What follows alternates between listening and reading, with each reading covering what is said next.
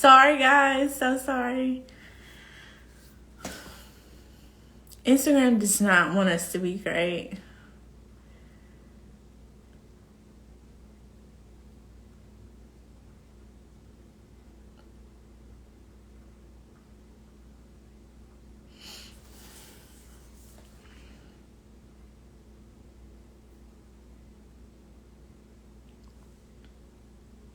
Hey, Eris.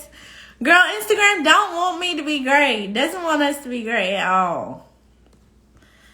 It had a timer. It cut us off. They just tripping. How you doing today? Hello, y'all. I'm so sorry. Instagram doesn't want us to be great. Clearly, it cut off on us. It normally doesn't cut off, and I did see a timer, and I've never seen a timer, and I didn't want to interrupt her. And I'm thinking, okay, maybe it's just counting down. It's not gonna cut off, but no, that thing cut off. So I'm waiting on Tomeka to come back. Oh, she's here. I'm gonna add her back on.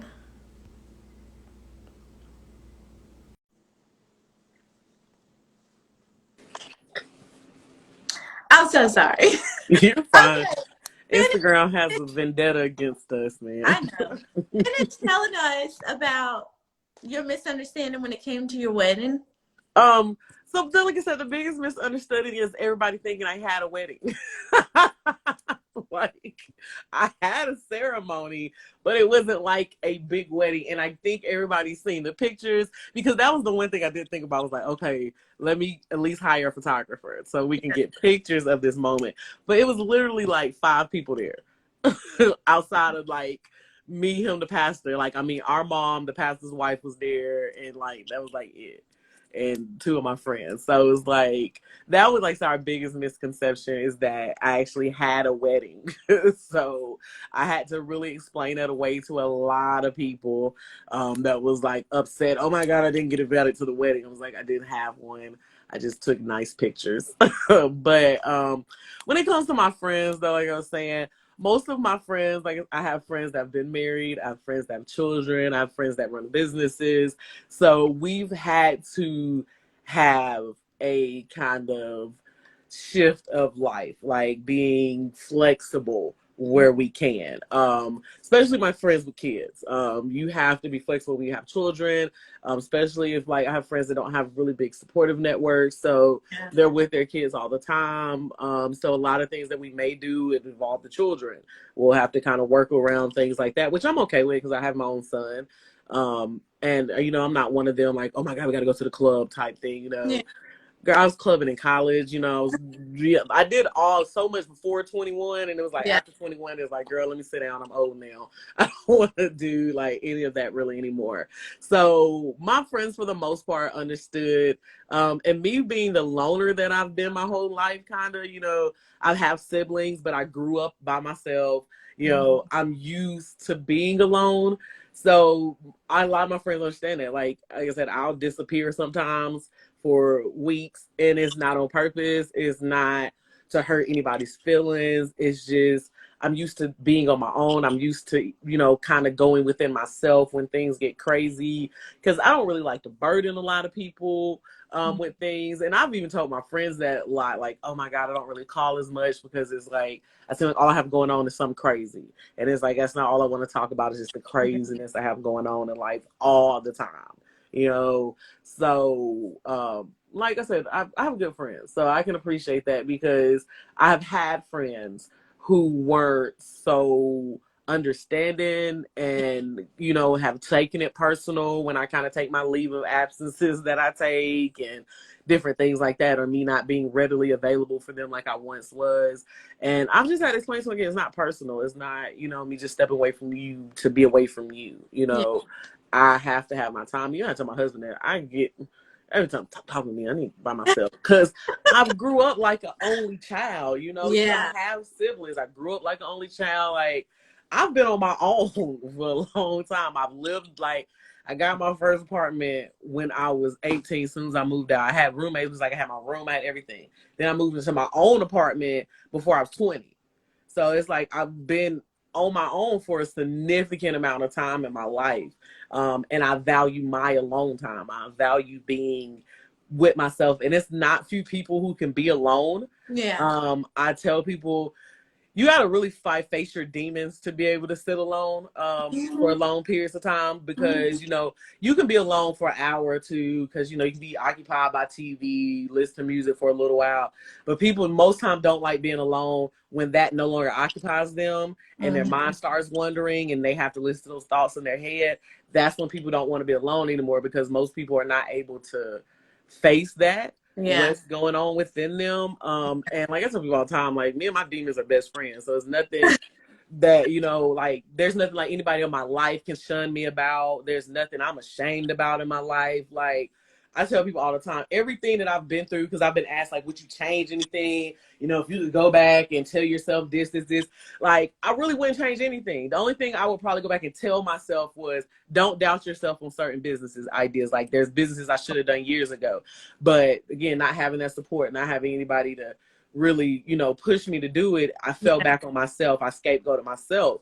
But other than that, I tell them everything else I've been through makes me who I am.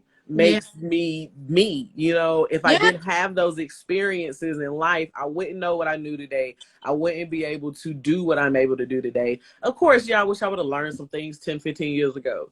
Yeah. But, it is what it is. I didn't have, bless my mama. She taught me everything she could. But that was it. She taught me everything she could. Right. And I can't be mad at her for what she did taught me, because you can't teach somebody what you don't know yourself.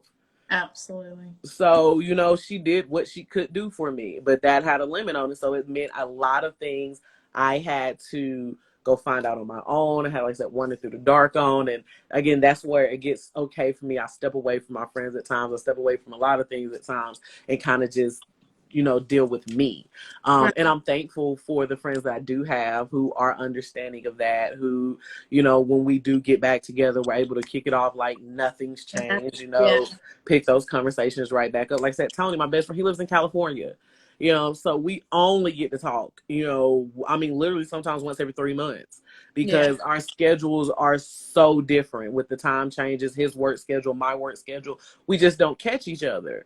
But when we do catch each other for those conversations, we're on the phone 3, 4, 5, 6 hours sometimes, just catching up on the past 3 months. Yeah. So one thing, though, I can say that I've been doing, though, is trying to build a bigger network, and not necessarily to say friends, but just a bigger network, period. Because I have isolated myself in a certain way, being so personable and, my own scores and my own battles. It's times that, I don't outreach as much as I can to build a network. And now being a business owner and doing different things like that, I'm working more on networking and building different, associate circles for different things, because your friends aren't for everything. That's one thing I've had to learn. You have to get kind of circle for certain things, Absolutely. That's good. That's good. Yes. Yeah. Because your friends may be business oriented. Some of them may, but some may not be. So you may have a friend that can go to your business circle with you. You may have a friend that can go to, your personal circle. You may just have a friend that all you can do is just go out to eat with her every Sunday, and that's about as far as we can go. I can't tell you any of my personal business, because you ain't gonna give me nothing but negativity on it, but that's just, my mother has taught me to learn your distance with people, is what that was. That's the word she used to always tell me. Learn your distance with people. You can't go everywhere with everybody. Some people you can walk a mile with. Some people you can walk 100 miles with. And it doesn't mean that you don't like them. You have to be nasty to them. You just know where we are. Like, I know what my limitations with you in a friendship capacity, whatever it is. Like I said, I know you're my friend I can call if I know I want to go turn up. You may be a friend I know when I need a deep prayer and a prayer warrior. I got that friend. But I know everybody can't be everything to me. Yeah. So like I said, I'm thankful for my friend circle. I'm thankful for my husband. I'm thankful for just to be here, because it has been a long journey to get here to where I am. So I thank God most of all for all of it, because Yeah. without him, none of this is possible. You know, None. he has taken me from, you don't even know, the lowest of the lows, the darkest of the darks, you know. So that's why even now, with my business still growing, it's like, I know what you have is so much greater because I know where I've come from, you know, and I mean, because I've come from absolutely nothing. Do you hear me? You Yeah. know, I mean, nothing. So like I said, if I know he can take me from the things that he's taking me from, and I mean, homeless, broke, downtrodden, whatever, to being a business owner, to being able to do the things I am for my son. Like I said, I know the future is only so much more. It's only been in business now 2 years. I started my business in 2020. And like I said, every year is something, it's an elevation that you're taking me on, you know? So I'm thankful for that. So I know the future is, you know, it's going to be magnificent. And it's one of them, I have to constantly remind myself of stories like Tyler Perry and Oprah and all these people that it's like, they didn't make it until later in life. And it's like, we get so this mindset of we're supposed to have this by 30, this by 20 something, this, you know, by these ages, and it's not really a realistic, they're not realistic goals. They're not saying that they can't be met, but it's like some things that we put on ourselves as barriers, and then we feel like, oh, since we didn't make it at that time, it's impossible. We can't do it. Like I had to tell people all the time, like I went back to school at 30 and did a complete career change at 30 years old. You understand me? Like complete, dropped everything I knew, said forget it, forget what I've been doing, forget degree, everything else. And I'm finna start something completely new. You know how scary that is? Very much so. You know, especially having a child and everything else, that is terrifying. But it's one of them, I did it because I know what God showed me. I know the vision that he's given me with this. Like I said, and if he can do anything, time's going to pass regardless. That's one thing I know, time's going to pass regardless. Have something to show for it. Have something to give for it, to know that you didn't just waste the time that was given for you. You know, I'm a firm believer of it's never too late to become the person you always wanted to be. I don't care how old you are. As long as you're willing to make the change, do the work, be dedicated, do the motivation, be consistent. Like I said, it's never too late to become who you want to be. I totally agree. Girl, you have motivated me tonight. Have you ever thought about writing a book? Yes, I have. I actually have thought about writing Because several books. you need to write a book. Okay? I know I do. I have had my writing spirit kind of crushed when I was younger, and I'm trying to get that back. You know, Really? yeah, it's a long story. It's like, again, everybody does their own personal thing. I used to write all the time. I still have my books from when I used to write. Like high school, like short stories. I love to write. I have several books that I want to write. Like it's these past couple years have really been me getting over myself, me not doubting myself, me busting out of this box that I was in. Like I literally got told one day by a prophet, I'll never forget this. These words have rang in my head for years since this lady told me this. She said, "You're a caged bird with an open cage." I said, "What?" She said, "You're a caged bird with an open cage." And I was just, and it has sat with me and resonated with me for years. And I mean, she just like told me this over 10 years ago, and I'll never forget that. Because especially at that time in my life, it was like I was questioning so much about everything. I was not trusting myself. I wasn't trusting the vision that God was giving me. It was so much of, no, you can't be talking to me. This can't be for me. This is no way that you want to use me to do certain things. And so it's been so many things that I've talked myself out of that fear of, again, it just couldn't have been me. That's not me. And it's been over a couple years now where it's like, okay, it was me, because the vision didn't go, the vision didn't die, still dumping around in my head. I'm restless at night because I'm literally, it was a point in time in my life, I'm waking up at 3 to 7 o'clock in the morning every single night with thoughts running through my head, ideas, motive, like stuff. And it's like, okay, I get it. It's more than I'm supposed to be doing. And I still get that now. Like, I know it's more I'm supposed to be doing. Like you said, you mentioned the book. Like, I know it's things I should be doing with motivational speaking. I should probably have a podcast by now. But it's one of those, like, I'm such a personal person. Like, I don't like to be out. But it was. And see, I feel you on that. I am, so I'm not, You go. You go. I'm not gonna take your place. Go ahead. No, because I feel that. I'm not I don't really like big crowds. I don't really like to talk, which is crazy. That I even do this. But it brings me so much joy just to help uplift other people, make other people shine. So girl, like I see it all over you now. Like you need to start the podcast. You need to write the book. You need to do it because you have a story that somebody needs to hear. And And I tell it to a lot of people personally, and like I didn't even realize I didn't even realize how many people listen to me at times, or look. It's like, I mean, I would literally get like the offbeat message, and it was like, "Oh my God, I just love your page. You just da da," and I'm like, "You look at my page? Like, I ain't really post anything." But I'm like, if I go back to my content, I'm like, okay, I can see why. And I've had so many people watching me over the years that I did not realize was watching. girl, people be Yeah. watching. And that's what, especially now since I've started my business, I've seen more so how people, because I've seen some of the shade. I've seen, like, it's come to me full force. Because like I said, I've always been such a meek person that is like, I've never really held myself above anybody. And I hear things all the time. People call me bougie. Like I'm thinking I'm better than people. And I'm like, where do you get this from? Like, you can't know me at all if you were to call me bougie. Like, I like a little classy things, but I'm not bougie. I don't think I'm higher than anybody. Like, I'm from Bremen, Georgia. I talk proper. I can't help it. Like, I got a little twang in my voice, but bougie, never. Like I said, I came from nothing.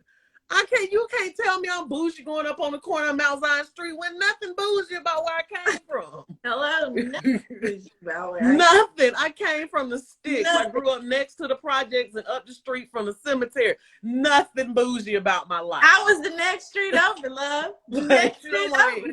So it's like, baby, like, I'm not bougie at all. I've worked hard for a lot. And I've had to, because I didn't have anything given to me. So I've had to work hard for a lot of things. I've had to be broken. I've had to be hurt. I've had to be lost. I've had to fail. I've had to do everything it possibly is to even reach a level of success, because I didn't have anybody to point me in the direction of success. I didn't have anybody to even tell me what the idea of what success will look like. Even going to college, it was just go to college. I didn't have anybody else in my family went to college. Can even tell me about college. I was in college fumbling around like a fool. Didn't know anything about college.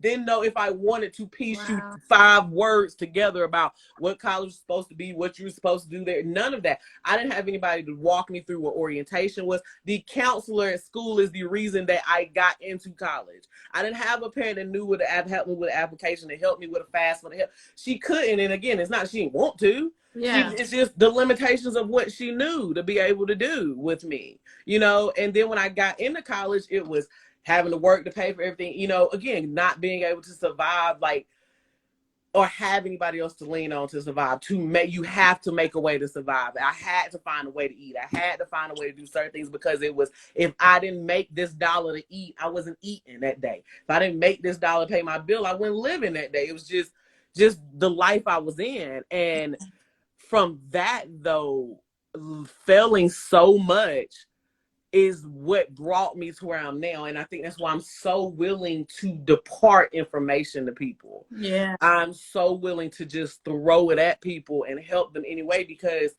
I didn't have anybody to help me. And everybody is on this whole, the game's supposed to be bought, not taught. Like, it to an extent, yes, but what is the person who can't buy it? You know what I'm saying? Who is this young, what is this 18, 19-year-old that ain't got 2 pennies, that don't know what it is with college, don't know even what to look, not even just college, don't know what a future career can even look like. Don't know how to even embrace their own passions, to even understand what they would want to do in life. And that was one of my biggest things. I didn't have open exposure to a lot of things. So I did not even know what I truly wanted to do or be. I had a professor tell me my degree was not worth the piece of paper it was printed on. I was $40,000 in student loan debt. And at the time, I was not going to get out and make $10 an hour. And I was a junior in college. I walked out. I went to my career office and I was like, okay, something's got to give. Like, Because if my advisor is telling me this is not worth it, and I'm looking at the dollars and it ain't really worth it, so help me here. What are my avenues? What do I do with this? You Yeah. know, and she like, I took career tests, I took the aptitude test, and did that whole big thing and sat down, got a big, still have the spiral book to this day. And some of the things that's in there, I mean, I looked at it. It was like human resources, I never do that. It was like hairstyle, I never do that. I was literally in my head, nope, not gonna do that, not gonna do that, not gonna do that. Child care, I'm not gonna do that. And literally every one of them things I said I wasn't gonna do, I've done. Wow. Every single one of them. Every single one of them. You know, and was great at it. Amazing at it, fit me perfectly. But that again, I didn't know. I didn't know the exposure. And so my goal now has been to learn as much as I can, instilling in my son, like I said, instilling in anybody who asks me. I am, like I said, I'm an open book of knowledge to anybody who wants to know anything. I don't care what it is, the topic on it. If I don't know, I try to go find it out. Because like I said, I know what it is to be lost. I know what it is to not have anybody to ask a question to. Yeah. And I don't want anybody else to ever feel that. Like, that's the worst feeling in the world, to be alone, lost, needing to know some knowledge, and you don't know where to turn to even find it. Like, it's hard trying to learn what you don't know you need to learn. Like, because where do you get it from? How do I even know what I'm missing? Yeah. You know, like it's maddening sometimes, because it's like you have to first figure out, what even am I missing? I mean, I had to go so low to a point to literally be like, what is money and what do I do with it? Because I never had been taught. I've been go to work, pay a bill. That's it. That was the definition of financial stability and literacy in my household. Go to work, pay your bills. So it was nothing about what money actually was, what money's supposed to do for you. How do you actually use money outside of just going to the store and buying something with it? But how does money actually work? How does finances actually work for me? How does that work? And those are all the things I've had to mess up first, learn, and then go back to. And that's hard. That is a hard process to have to especially try to succeed through. You know, because you have to take 72 steps back, 5 steps forward, and 10 steps back, and another 10 steps forward. And it gets tiresome at times. It does, but I don't give up, because I know how many people are watching me. You know what I'm saying? That's what's crazy. Is like, I know how many people are watching me. And I didn't even just talk about it in social media. I mean, kids. I have kids watching me. I mean, I have so many children on my back watching me right now. It's crazy, because they haven't seen anything like that. They ain't seen, they didn't know certain things were even possible. Especially being black, coming from where we come from, especially being black. That's the big, especially being black. You know, coming from where we come from, it is just, you just supposed to go there and die. It's literally the Toros of Bremen. You don't have an exit plan. Drugs is supposed to get you before you graduate high school, and you're supposed to be a zombie the rest of your life. That's literally the story of Haralson County. And you're supposed to stay there and die, stay there and die, and think that is life. Like, it's sad. It's so sad. Life is no bigger than that little circle of Bremen, Georgia. It's terrible, terrible. So would you offer like classes to somebody, or is this something in your future, like esthetician classes, like where you're helping somebody else learn? Because I know you said that you're gonna do this in the new business, but is this something that, like, maybe having workshops, is that in the works, like doing anything like that? Yes, I've talked to some people about some classes. This is my only thing about doing classes. I will only offer classes to either aesthetic students or up and coming estheticians, like, or already licensed estheticians. I have a big nail, like, I mean, a big nail to grind right now with the up and coming movement of social media, and everybody's a guru now, and we have like, go pay all this money for these classes, and all of a sudden you're a nail tech, you're an esthetician now, you're a hairstylist now, and that's not how any of that works. Exactly. I know I know a girl now that's literally made about $1 million this year, because I took one of her nail classes and did not find out until I was in her nail class that she's not even a licensed nail tech. It's a lot of people that's not certified. And I mean, and that's the thing. It was a lot of people with just certifications, and that's it. And I have constantly had to tell people, lash techs, to do lashes in the state of Georgia, you have to be a licensed esthetician. To wax in the state of Georgia, you have to be a licensed esthetician. To do a lot of things, you are a licensed cosmetologist. You have to be. And that's my big push with people. If you're serious about this, if you really want to do this, and this is not just a quick dollar to be made to you, go by the proper way. Go get your license and do what you need to do. Because all it's going to take with that certificate is one disgruntled client and a phone call to the state board, and you're never going to get your license. You're going to be fined. You're going to face different types of, like, potentially jail time. And then, like I said, you're going to run the risk of, when you want to go get your license now, they're not going to give it to you. Not going to give it. Yeah. Because, like, I don't think people understand, even with an esthetician license, a cosmetology license, it's just like holding an RN license at the state. It's just like holding a doctor's license with the state. You are scrutinized by the Georgia State Board Department, like Department of State Board is just what it is. The Secretary of State, all of that. So if you can't be in any legal trouble, you can't be, your credit can't be too terrible. It's a slew of things you can't do. You can't have certain criminal charges. Wow. Or you're not getting these licenses. Or and your license can be pulled if you are found to be doing certain things. Like, that's what I'm saying. That's what I'm saying. I take it seriously. I'm not trying to go to jail for nobody. I love what I do, so I want to be able to continue to do my business. And I feel like anybody who really wants to do this and love it will take the time to go the proper steps and get it. And that's the thing with me, because I've had so many people ask me about classes. And do you not know how quick it is to boom a $400 class and have these people eat it up out the pot? And that's my thing. I'm not money hungry, though. And I think that's the thing with me is that, again, I love my craft. I love what I do. It's not all about money for me. I want to make sure people are doing things the right way. Yeah. Because when you don't do it the right way, you put such a damper on the real professionals. You make it so people don't want to come to actual professionals because they think that's how everybody operates. It's like when I hear these waxing stories, if I hear one more Rio rip my skin off type of stories, I'm like, what are you doing? Like, why would you continue to go to a place like that? Yeah. If this is literally the continuous outcome that you're having, this is the worst experience of your life, why are you doing this? Yeah. But we're so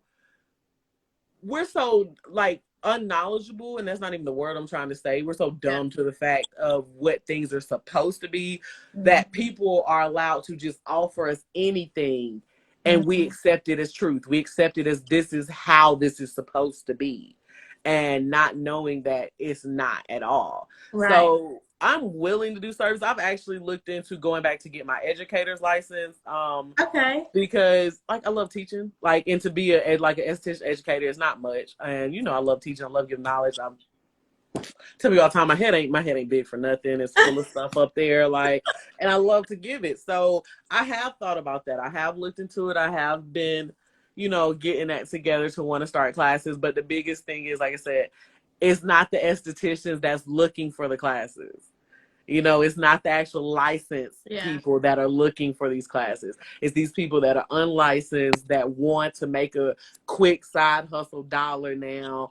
And they see Sally Sue booming nails. So it means that I can go boom nails too with them. Yeah. And it's like a lot of them you can because you have the craft. You have the skill set for it. But if you go do it right. Yeah. Go get your license. Start you up a business so you can do it right. You're not hiding under the table. You ain't got to worry about if, like I said, if Joe get mad at me tomorrow, she gonna go tell on me and I can't work, or I'm not gonna be able to post. You know, do it the right way so you're not hiding from anything. Exactly. I love that. So, last question, Tomeka, when it comes, because I'm in my head. I'm like, I got to make my consultation, all of this. So, like, how much is the consultation? Does that cost that free? And or when it comes to like my facial things, do you have a set price for a facial, or it just all like each thing? Is it like layered? All of my facials are priced, and they are outlined what they are and what the prices are specifically. So there are different facials depending on what you're trying to get accomplished. So, excuse me. I have just my basic facial, like my consultation facial is $40 because you're still getting a facial. It's not, I'm just not looking at Okay. your skin, but it's just a mini facial. It's just a quick 30-minute facial where I'm just, doing a quick cleanse and everything just so I can get a deeper and better look at your skin. Like I said, I use my woods lamp with you to give me a picture of your skin as well. So that is why we do the consultation facial first. So that is $40. And then every facial ever, like I said, it just depends on what service you're looking to get done. And I'm going to be adding my website again down here because they just all they range, but on my website they're all broken down Okay. to exactly what the facial is including, how much it is. I have add-ons as well as my website because there are different little things because all of my facials don't come with jelly mask. So you can add on jelly mask, or you may want to add on an LED mask, which is Nice. light therapy. Yeah. So like I say, it just depends. So, but when we do the consultation facial, that sits me down. We talk about what your goals are for your skin, not just me getting the idea of what your skin looks like. We Right. talk about what your end goals are for your skin. And from there, we plan out what your regimen is going to look like going forward. So if it's okay, you may just need a facial once a month, or you may need a microdermabrasion once a month, a chemical peel in the fall, we work it, and again, it just all differs from each client. Gotcha. Okay. Well, I'm super excited, guys. I hope you have enjoyed this. Tamika, thank you so much for joining me Welcome. again today on Wednesday because we lost the video yesterday. This has been so informative. Like you need to write that book. You need to do There. things because girl, you got it. I mean, you know your stuff, and I'm just super, super proud of you. And if nobody else have any questions, you guys have a wonderful, wonderful night. Good night. Like I said, anytime you want to have me back, I'm always willing and ready to come Girl, back. I got you, and I'm coming to see you ASAP. Do you hear me? I'm Please, coming. please, please do. Oh, definitely have when I get my grand opening, we get the grand opening and everything together. We definitely have to get that out for everybody too, so Yes, everybody can come and see that and get ready. absolutely, absolutely. Tell us again where we need to come, where you located, where they can find you, where they can book. If you have a question, please put it down in the comments now. Right now I'm currently located at 6853 Douglas Boulevard, and that is the suites right beside Express Oils and across the street from the Cigar Lounge. I am there Monday through Saturday. You can book on my website, skindecorum.net. You can find me on Facebook at Skin Decorum. You can Google Skin Decorum and we would come up. You can find me on Instagram, skin.decorum, on TikTok at Skin Decorum, and on Twitter. I'm on all forms of social media. Like I said, you can reach me however you need to. I am Yeah, reachable. absolutely. Thank you again. And you guys have a wonderful, wonderful night. Bye. Bye.